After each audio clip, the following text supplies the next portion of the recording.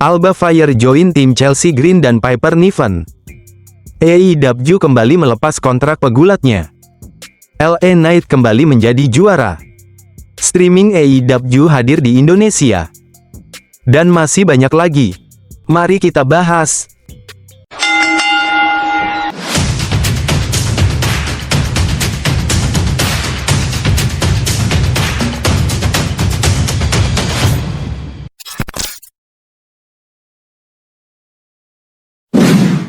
Alba Fire join tim Chelsea Green dan Piper Niven.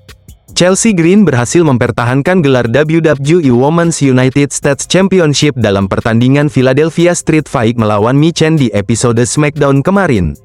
Chelsea Green menang dengan bantuan Alba Fire. Awalnya, Chelsea didampingi Piper Niven, tetapi Niven diserang oleh Bifab menggunakan kendo stick. Michin hampir menang, tetapi tiba-tiba seseorang bertudung menyerangnya. Sosok itu ternyata adalah Alba Fire. Setelah menyerang Michin, Alba kemudian membantu Green untuk mendapatkan kemenangan dan menyatakan dirinya sebagai bagian dari tim Chelsea Green. Sebelumnya, Chelsea Green memang meminta Piper Niven untuk mencari tambahan pengawal. Kini, dengan Alba Fire di sisinya, Green semakin kuat sebagai juara. Sementara itu, Fire kini punya tempat baru setelah mantan rekannya, yakni Ayla Dawn, dilepas oleh WWE pada Februari lalu.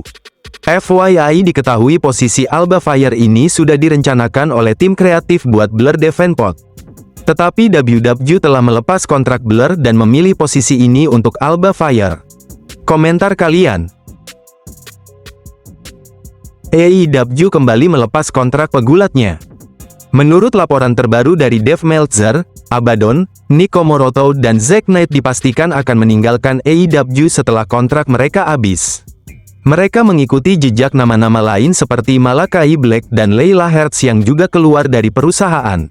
Abaddon, yang bergabung dengan AEW sejak 2020, jarang mendapat sorotan di TV meskipun sempat menantang Hikaru Shida dan Julia Hart untuk gelar juara.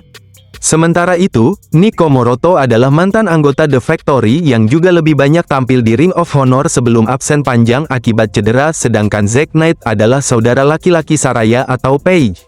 Ia terakhir kali bergulat di AEW TV pada bulan April tahun 2024 dan di Ring of Honor TV pada bulan Mei tahun 2024. Dengan nama-nama besar seperti Ricky Stark, Miro, dan Rey Fenix juga dirilis, apakah AEW mulai kehilangan daya tariknya bagi para talent? Komentar kalian. LA Knight kembali menjadi juara. LA Knight berhasil merebut kembali sabuk WWE United States Championship dari Shinsuke Nakamura di episode SmackDown kemarin. Ini adalah kedua kalinya Knight menjadi juara US Championship. Sebelumnya, Nakamura memenangkan gelar ini di Survivor Series 2024 setelah mengalahkan LA Knight. Selama 98 hari menjadi juara, Nakamura hanya bertanding melawan Knight untuk mempertahankan sabuknya. Setelah 2 kali gagal merebut gelarnya kembali, Knight akhirnya menang di pertandingan ketiga. Apa tanggapan kalian tentang LA Knight kembali menjadi juara di WWE? Tulis di kolom komentar. Streaming AEW hadir di Indonesia. Fans gulat profesional tanah air akhirnya bisa menikmati tayangan dari salah satu perusahaan gulat terbesar saat ini, yakni All Elite Wrestling. Jaringan televisi berbayar asal Korea Selatan yaitu SPOTV atau SPOTV Indonesia mengamankan hak siar eksklusif untuk menayangkannya di kawasan Asia Tenggara, termasuk Indonesia, lewat platform layanan streaming online mereka SPOTV Now. Namun produk AEW yang akan tayang di layanan streaming tersebut hanya terbatas pada pay-per-view saja, acara mingguan belum tersedia. Namun worth it lah, karena selama ini AEW memang selalu deliver kalau urusan pay-per-view lewat kualitas match yang mereka sajikan. Produk AEW bisa dinikmati di Spot TV Now mulai besok, dimulai dengan pay-per-view AEW Revolution. Apa tanggapan kalian tentang streaming AEW tayang di Indonesia? Tulis di kolom komentar. Triple H kecewa dengan Travis Scott. Baru juga debut tapi Travis Scott sudah sukses membuat sebagian orang kesal dengan dirinya. Kesal karena Travis Scott melakukan botch fatal dengan cara menamparkan Cody sekuat tenaga yang menyebabkan mata Cody lebam dan gendang telinganya pecah. Banyak orang yang mengkritik jika Travis seharusnya tidak berada di spot itu semenjak awal. Triple H konon sudah meminta Travis Scott untuk membuat segmen tersebut terlihat bagus, namun Travis terlalu jauh melakukannya yang menyebabkan Cody terluka. Salah seorang jurnalis Wrestling Pro mengirim pesan singkat kepada Cody dan membenarkan dirinya terluka karena pukulan Travis Scott, namun menganggap luka tersebut bukan hal yang serius. Komentar kalian? Insiden Jade Cargill dan Shayna Baszler di backstage. Sedikit demi sedikit mulai terkuak alasan mengapa Jade Cargill sempat menghilang di akhir 2024. Ada masalah serius yang terjadi antara Jade Cargill dan Shayna Baszler. Ketegangan keduanya memuncak di pertandingan tag team bulan Juni lalu antara Shayna Baszler dan Zoey Stark melawan Jade Cargill dan Bianca Belair. Jade Cargill dilaporkan mengeluarkan komentar merendahkan Shayna Baszler. Dia mengatakan jika Shayna perlu belajar cara bekerja dengan baik meskipun pihak Jade membantah laporan tersebut.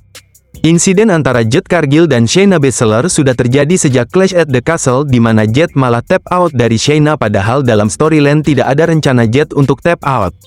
Jade lantas meminta maaf di backstage dan mengklaim jika dirinya sangat kecewa dengan dirinya sendiri.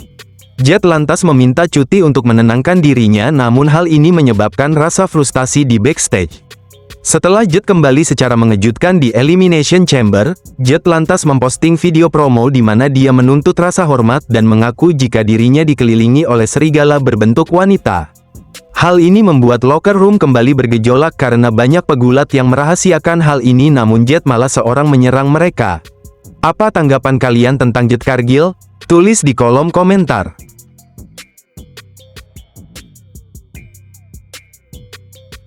John Cena yang masuk WWE Top Heel. Belum lama ini, akun YouTube resmi WWE merilis kompilasi top 30 heel turn of all time dan sesuai dugaan, turn heel John Cena di Elimination Chamber langsung mendapat posisi 1. Peringkat kedua diisi oleh Hulk Hogan yang turn heel dan bergabung ke NWO saat masih di WCW.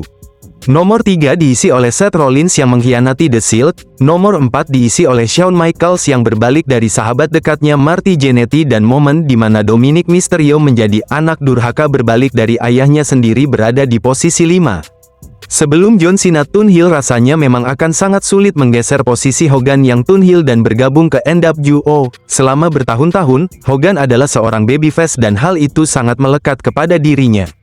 Keputusan WCW menjadikan Hogan sebagai heel memang sangat mengejutkan dunia, bahkan bisa dibilang mengguncang industri gulat pro.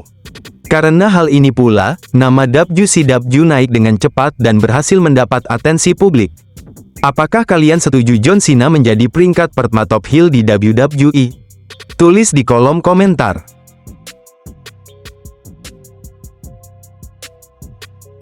Nah, itu tadi berita dari pegulat.